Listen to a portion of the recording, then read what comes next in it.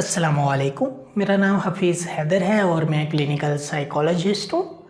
आज मैं बात करने जा रहा हूँ न्यूरोसिस और साइकोसिस के बारे में। जैसे ही पेशेंट किसी साइकोलॉजी से कंसर्न करता है तो वो सबसे प्रायोरिटी पे जो है न्यूरोसिस और साइकोसिस को रखते हुए सिम्टम्स को आइडेंटिफाई करता है और उस चेकलिस्ट की बेस पे जो है सिम्टम्स को आइडेंटिफाई करने के बाद डायग्नोज करता है ये जो सिम्टम्स हैं ये न्यूरोटिक हैं या फिर साइकोटिक हैं। न्यूरोटिक में जो है पेशेंट्स के अंदर इंसाइट होती है, पेशेंट खुद विलिंग होता है अपने इलाज के लिए और पेशेंट खुद जो है चलकर किसी हॉस्पिटल सेटिंग्स के अंदर या किसी साइकोलॉजिस्ट से आकर खुद कांटेक्ट करता है।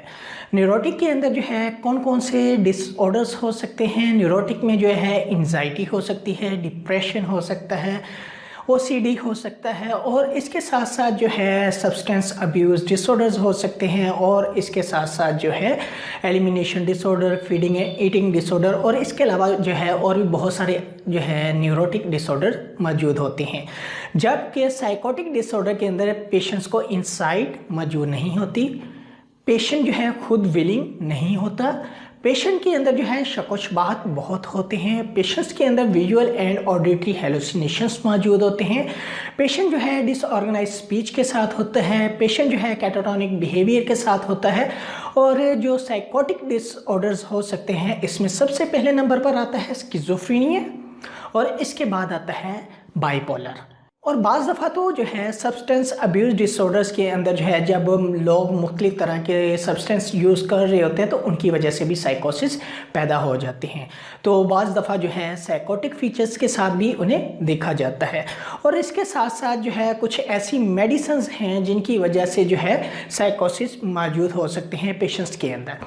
साइकोसिस और न्यूरोसिस जो है ये इसलिए हेल्प आउट करते हैं साइकोलॉजिस्ट की क्योंकि जैसे ही पेशेंट जो है किसी हॉस्पिटल सेटिंग्स में या फिर किसी क्लिनिक में विज़िट करता है तो साइकोलॉजिस्ट फर्स्ट प्रायोरिटी पे जो है साइकोटिक और न्यूरोटिक की एक लिस्ट बनाते हैं और इस लिस्ट में अंदर जो है डिफरेंट हायरार्की सिम्टम्स होती हैं जो क्लेरिफाई करती हैं कि ये जो सिम्टम्स हैं ये किस डिसऑर्डर के साथ मैच कर रही हैं। अगर साइकोटिक डिसऑर्डर्स होंगे तो वो जो है साइकोटिक डिसऑर्डर्स की जो है सब कैटेगरीज के अंदर जो है वो किन किन के साथ मैच कर रही हैं और कौन कौन से साइकोटिक डिसऑर्डर्स होने के चांसेस हो सकते हैं।